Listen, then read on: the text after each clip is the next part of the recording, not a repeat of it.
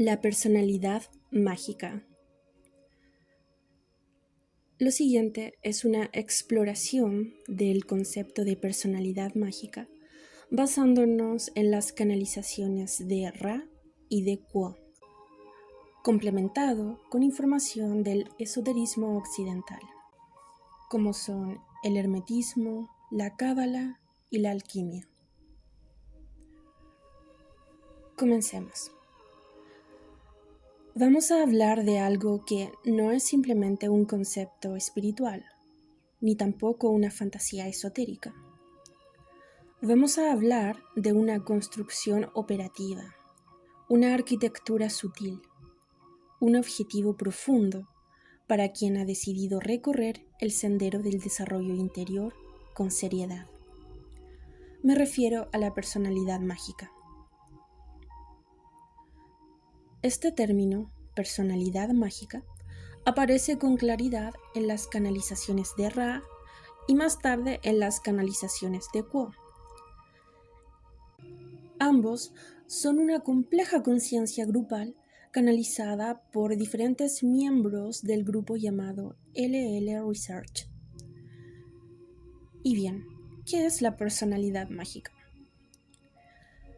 De acuerdo a las canalizaciones, es uno de los pilares fundamentales del sendero mágico positivo, es decir, de aquel que busca la evolución del alma a través del servicio al otro.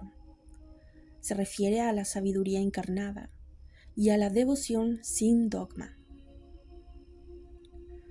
Según Ra y según Q'uo, la personalidad mágica es una estructura supraconsciente, una configuración del yo que ha sido construida, diseñada conscientemente por el adepto para actuar como instrumento de servicio y transformación. Es decir, es lo contrario de la máscara cotidiana del ego, pues no se refiere a aquella personalidad reactiva que todos tenemos y que reacciona a los diferentes estímulos.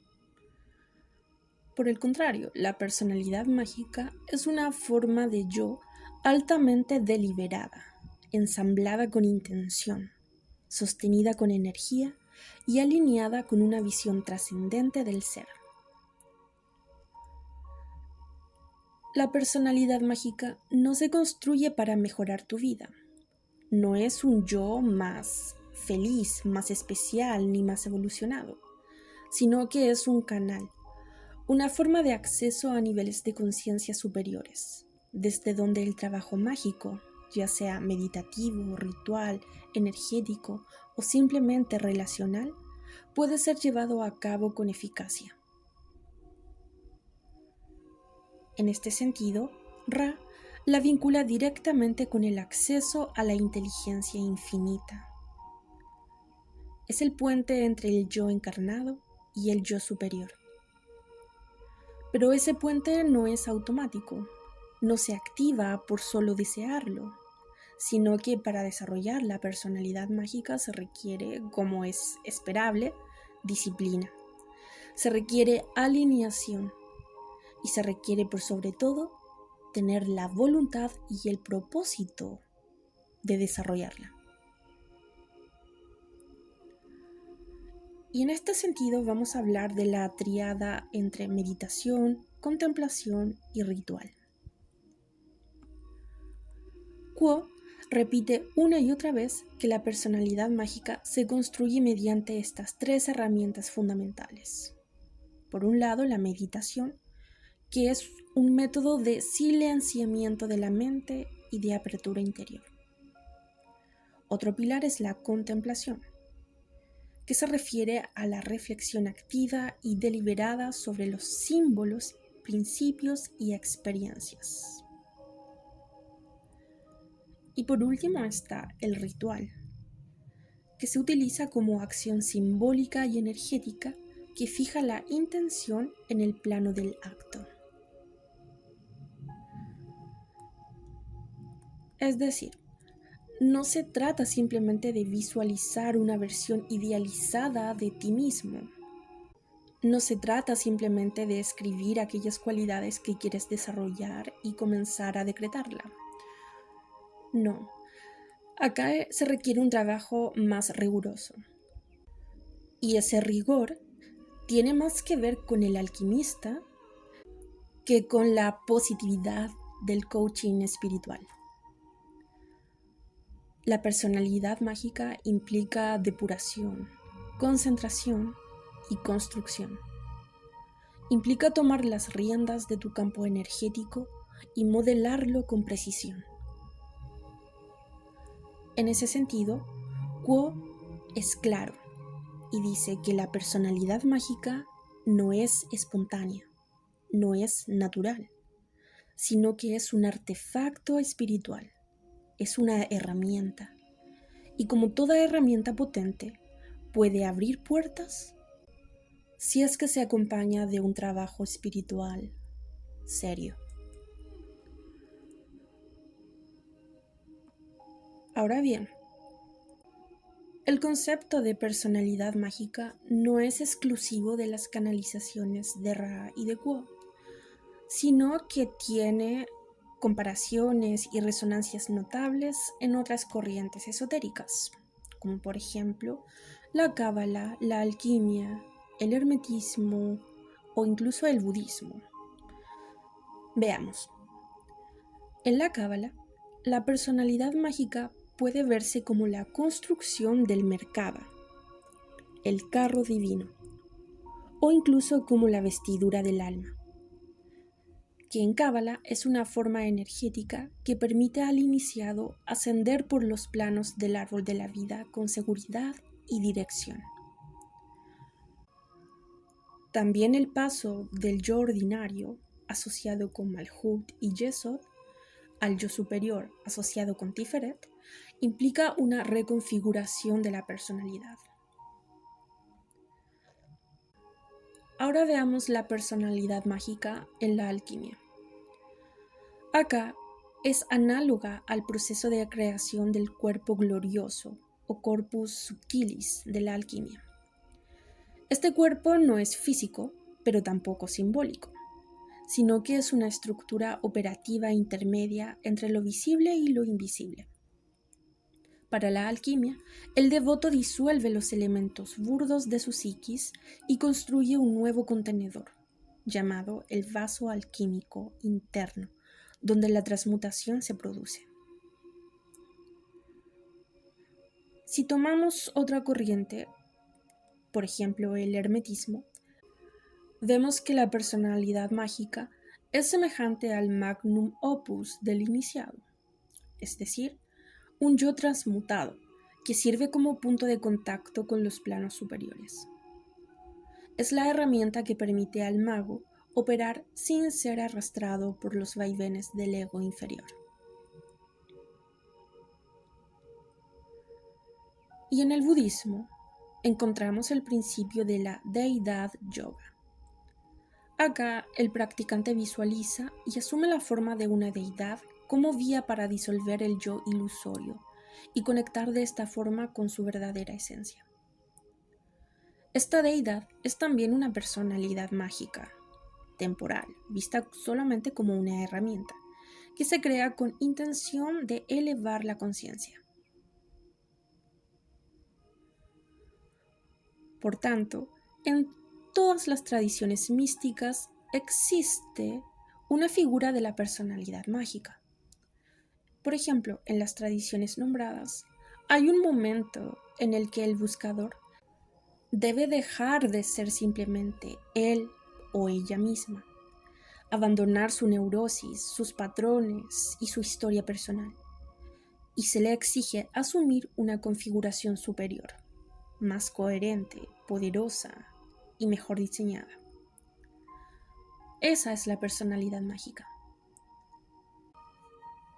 Valga entonces decir que ella no es una ficción, que no es una actuación, sino que es una forma más alta de realidad.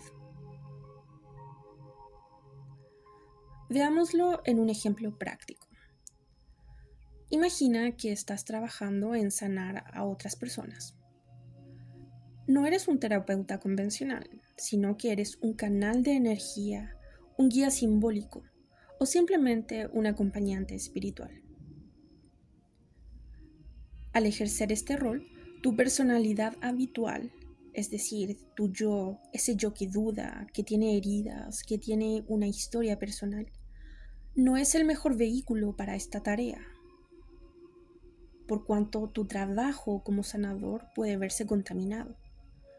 Entonces, en estos casos, tú como operador mágico debes construir una personalidad mágica que te ayude a hacer esos trabajos energéticos. Acá no se trata de mentir, no se trata de impostar una personalidad, ni tampoco de fingir, sino que se trata de activar una versión de ti que esté alineada con tu yo superior. Una versión que encarne ciertas virtudes, como son la lucidez, la compasión, la firmeza o el silencio. Una versión que tiene un campo energético específico y que aparece solamente cuando es requerida.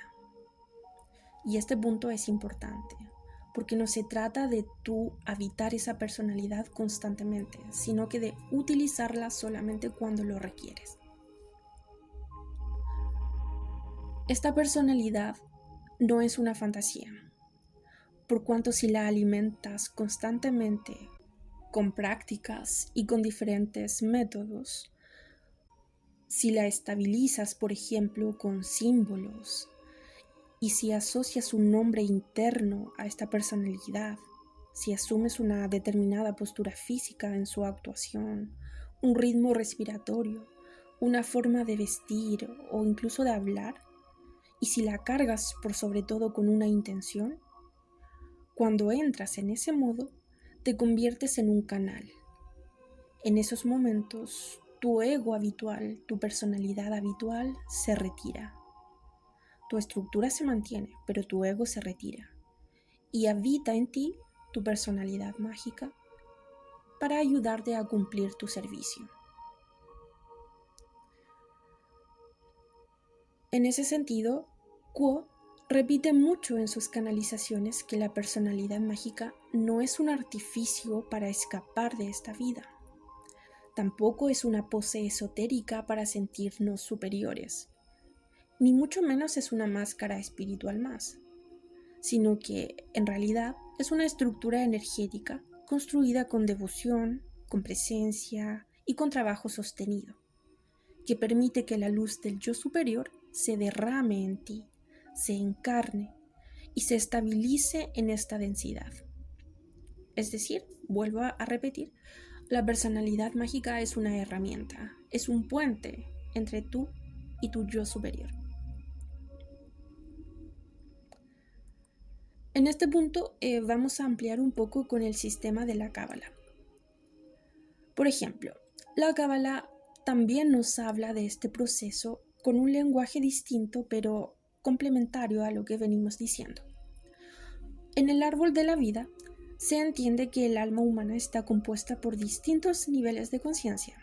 Tenemos el alma instintiva, el alma racional, el alma divina, pero también encontramos en la Cábala otros aspectos del alma que son más elevados, más avanzados, aspectos más sutiles del alma, que solamente pueden manifestarse en una persona solo cuando esta persona ha construido un receptáculo adecuado. Y ese receptáculo se refiere a la personalidad mágica. En términos de la Cábala, podríamos decir que la personalidad mágica es la vestidura refinada que permite que la Neshama, es decir, el alma instintiva, pueda operar conscientemente en Malhut, que es el plano físico. Es una forma de bajar las sefirot superiores, como son Binah y Jochma, a la acción cotidiana. Y algo muy similar ocurre en la alquimia, donde se nos dice que el proceso del opus magnum requiere la transmutación del plomo del yo reactivo en el oro del yo solar. ¿Y qué es ese yo solar de la alquimia? Bueno, el alquimista sabe que es la identidad purificada, moldeada no para el ego, sino para permitir la obra del espíritu. Todo esto es muy hermoso porque todos estos diferentes sistemas esotéricos hablan exactamente de lo mismo, pero con diferente terminología. Y eso, en lugar de confundir, a mi parecer agrega belleza a todo este esquema del que estamos hablando. Es muy hermoso, lógico y coherente. Bueno, continuamos. Ahora lo que muchas personas se están preguntando es, ¿y cómo construyo esa personalidad mágica?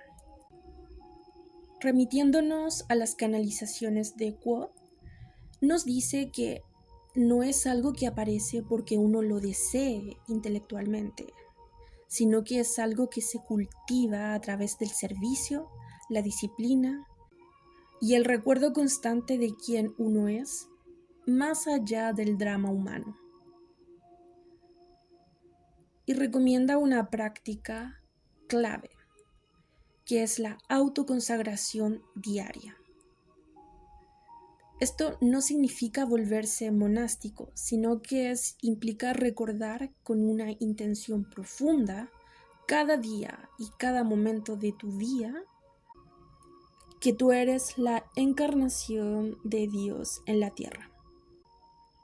Eso significa la palabra consagración, el dedicarte tú, tu vida, tu día, tus acciones, tus pensamientos y tu energía, cada acto de tu día a día, a un fin superior, como es el encarnar a Dios en la tierra.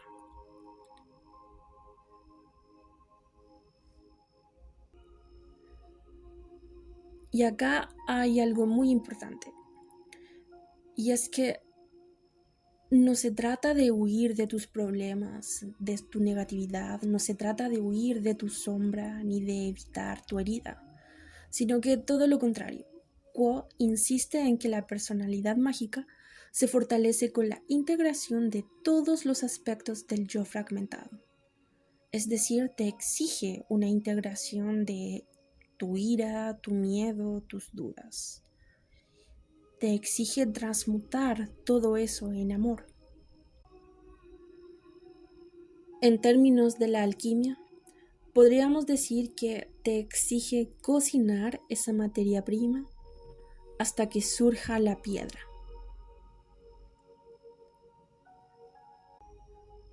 Aterricemos esto en un ejemplo más cotidiano. Imagínate que estás en una conversación complicada con alguien, donde la otra persona te ataca verbalmente, te insulta injustamente.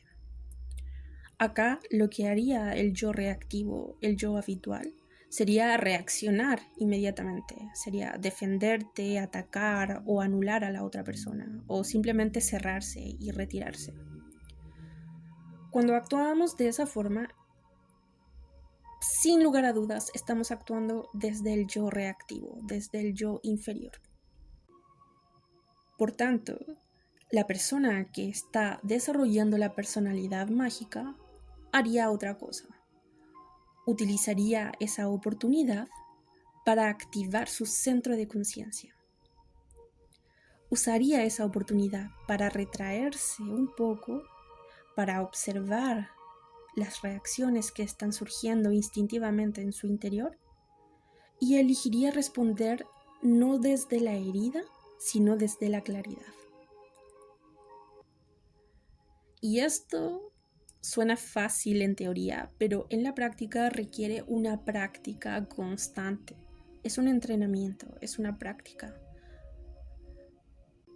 Una práctica que vale la pena emprender, no solamente porque implica actuar con más madurez y sabiduría, sino porque a su vez estás reforzando el canal a través del cual puede obrar tu ser superior.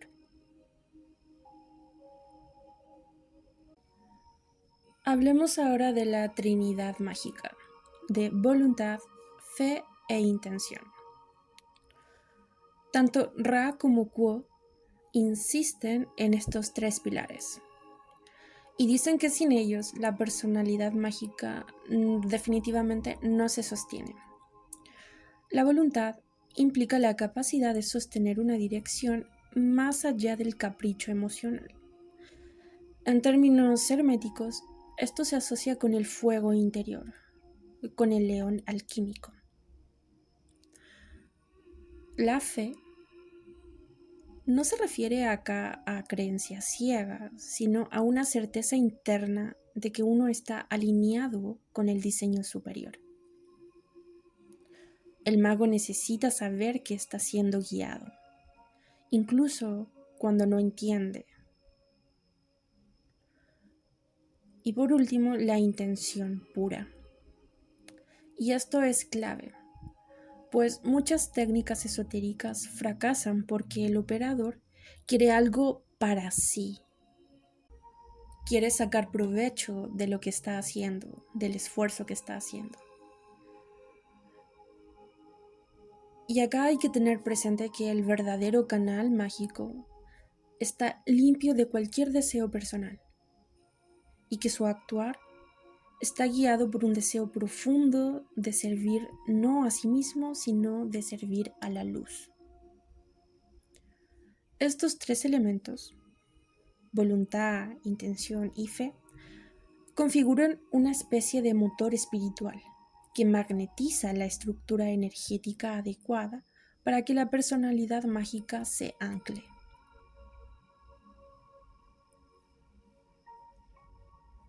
Hablemos ahora de los enemigos del proceso, es decir, los obstáculos que hay que superar. Q'o y Ra, y también muchos otros sistemas esotéricos, coinciden en que el mayor obstáculo para encarnar esta personalidad superior no es la ignorancia, sino el autoengaño. Autoengaño se refiere a cuando el yo inferior, es decir, tu personalidad, cree que ya ha llegado a una especie de meta. Es decir, cree que su máscara espiritual ya es la personalidad mágica. Es decir, se confunde el medio con el fin. Y acá se cae en el riesgo de construir un doble que si no es manejado puede consumir a la persona. Por eso es vital el trabajo de autoobservación para evitar estos riesgos. Y en este aspecto cito a Ouspensky y a los sistemas de Gurdjieff de la cuarta vía, pues ellos enfatizan en la necesidad imperiosa de mirar con crudeza los mecanismos automáticos de la personalidad. Es decir, hay que tomar conciencia de cuando tú actúas, qué parte de ti está actuando, de poner atención a los diferentes yo que habitan dentro de ti. De esta forma se evitan las respuestas condicionadas y la fragmentación, y se induce a la persona a desidentificarse de los diferentes yo's que habitan en su interior. Y de esta forma dejar espacio a que habite la personalidad mágica sin ningún tinte extra de su propia personalidad. Esta fase es supremamente importante, pues sin esta fase de desmantelamiento del yo ilusorio, no puede haber una estructura real que sostenga la personalidad mágica. Y esta se va a transformar, por ende, en solo una caricatura superficial que va a terminar colapsando ante la mínima fricción de la vida real.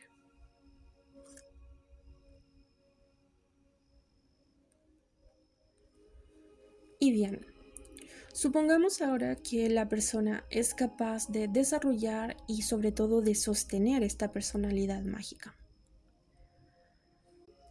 Cuando esto ocurre, aquí es donde la enseñanza se vuelve profundamente transformadora.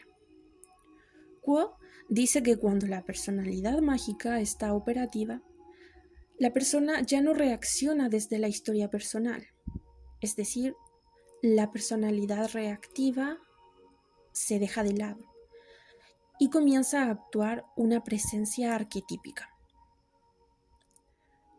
Es como si uno comenzara a operar no solo como un individuo, sino como representante de un patrón universal.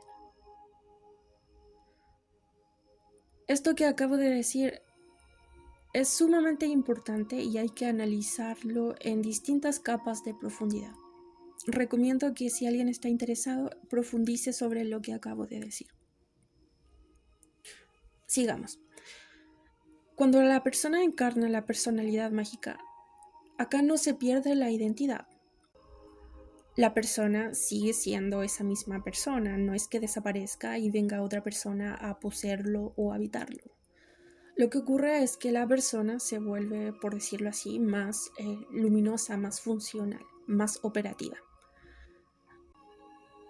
Si lo ponemos en términos budistas, se podría decir que la persona empieza a vivir desde la perspectiva del bodhisattva interior.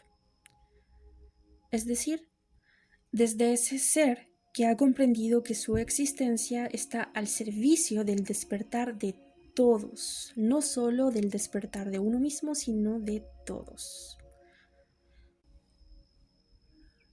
Si lo miramos ahora desde el lenguaje de los misterios antiguos, es como haber pasado la tercera iniciación. Es decir, acá la persona ya no actúa en favor de sí mismo, para despertarse a sí mismo, sino que actúa como un instrumento de la voluntad superior. Todo esto que acabo de relatar, quizás para muchos puede sonar grandilocuente. Sin embargo, todos aquellos que han caminado este sendero dan testimonio de esta realidad. Y todos ellos enfatizan, cuando digo ellos me refiero a los maestros y a las personas que han alcanzado una realización personal. Ellos enfatizan en que este proceso no se trata de desarrollar una personalidad mágica para inflar tu ego, no se trata de inflar tus características personales para ser más admirado o adquirir más poder, sino que todo este proceso finalmente despierta en ti una profunda humildad interior, porque la persona se da cuenta que se sabe parte de un todo mayor, que es parte, un hilo de un tejido mayor. Y obviamente el simple hecho de tomar conciencia de eso hace nacer en ti una profunda humildad interior. Por ende, la persona comienza a vivir con más silencio interior, porque ya no hay tantas voces diferentes hablando dentro de ti. No hay tantas voces en contradicción, una voz que quiere, otra voz que no quiere, una voz que desea, otra voz que no desea, etc. Hay más calma dentro de la persona, porque la persona ha aprendido a desapegarse y desidentificarse de las diferentes voces que habitan en su interior. Quiero recalcar que no se trata de hacer desaparecer a las voces interiores, no se trata de reprimirlas o de suprimirlas, sino que la persona se desidentifica de las voces internas, de las voces mentales que habitan dentro de sí, y aprende a identificarse con el todo. Es por eso que las personas realizadas, las personas que han alcanzado un cierto nivel espiritual, irradian tanta calma y paz interior, porque se han entrenado en desidentificarse de la voz interior que quiere siempre tener la razón o de la voz interior que quiere ser admirado.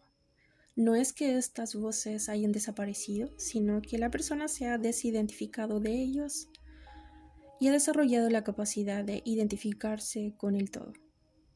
Por ende, la persona se entrena en la capacidad de escuchar al otro, se entrena en el silencio, pues sabe que está encarnando a una forma más vasta de sí mismo.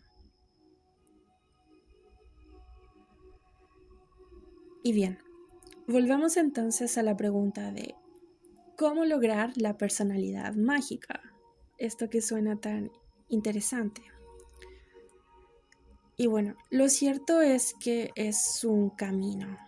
Acá no hay fórmula mágica ni fórmula rápida. Es un camino de vida que puede durar mucho tiempo, pues, como lo pueden intuir, implica una deconstrucción de lo que tú entiendes por el yo. Repito, acá hay que deconstruir todo lo que tú entiendes por yo. Implica una desidentificación profunda de todo lo que te define, de todo aquello que crees que eres tú. Y eso toma mucho tiempo, mucha práctica, muchas crisis existenciales también. Implica mucho perderse en el camino, renunciar, abandonar, renegar de todo, pero también un volver a encontrarse y un volver a intentarlo y a seguir. Como es lógico, esto puede tomar mucho tiempo, pero lo que sí puede aprenderse más rápidamente es la capacidad de desarrollar una actitud interna que sea adecuada para el trabajo. Esta actitud interna es crucial, importantísima, pues te va a ayudar a sostenerte en el camino. Y esta actitud interna requiere un cierto tipo de entrenamiento que se llama entrenamiento del adepto. Hagamos ahora un paralelo de lo que venimos hablando con otras corrientes esotéricas y espirituales. El taoísmo, por ejemplo, habla de la creación del cuerpo de inmortalidad. El cuerpo de inmortalidad es una estructura energética que permite la continuidad de la conciencia más allá de la muerte. El Vedanta habla del testigo, refiriéndose al testigo como la base del verdadero yo. En el Vedanta, la personalidad mágica surge cuando el testigo se vuelve activo y no solamente contemplativo. En el hermetismo, por su parte, se habla de transmutar el mercurio del alma errante en el oro de la conciencia solar. Y acá la metáfora es muy clara. Se trata de purificar los cuerpos inferiores para que el cuerpo superior pueda operar. Ahora quiero incluir algunos ejercicios que pueden ayudar a comenzar este camino. Partamos con la invocación matinal de alineación. Este ejercicio enfatiza en la necesidad de consagrar tu vida, tus actos, tu tiempo, tu energía a un fin superior. Para esto, cada mañana, antes de hablar con nadie, siéntate un minuto y pronuncia con plena presencia lo siguiente. Hoy actúo como canal de mi ser más elevado. Hoy habito mi personalidad mágica. Que mi cuerpo, mis emociones y mis palabras sirvan a la luz. Segundo ejercicio. Este es un ejercicio de desidentificación de tus yos interiores. Para esto vas a hacer un ejercicio de observación. Vas a necesitar una libretita o tu mismo celular y vas a anotar al final del día 3 momentos en los cuales hayas actuado desde tu yo reactivo, es decir, desde el miedo, la rabia, la defensa, es decir, todas las veces en que te sentiste atacado o asediado. ¿Y cuál fue tu modo de reacción? También vas a anotar todas las veces en que actuaste desde el yo condicionado.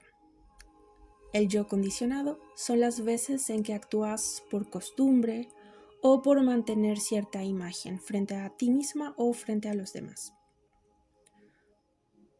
Un ejemplo de yo condicionado es, por ejemplo, llamar por teléfono a una persona a cierta hora del día o hablar de ciertos temas con una persona en cierto momento, etc. Y también vas a anotar todas las veces que actuaste desde el yo magnético, es decir, todas las veces en que te sentiste que actuaste con presencia, donde sentiste que tú actuaste estando alineado con Dios, digámoslo así.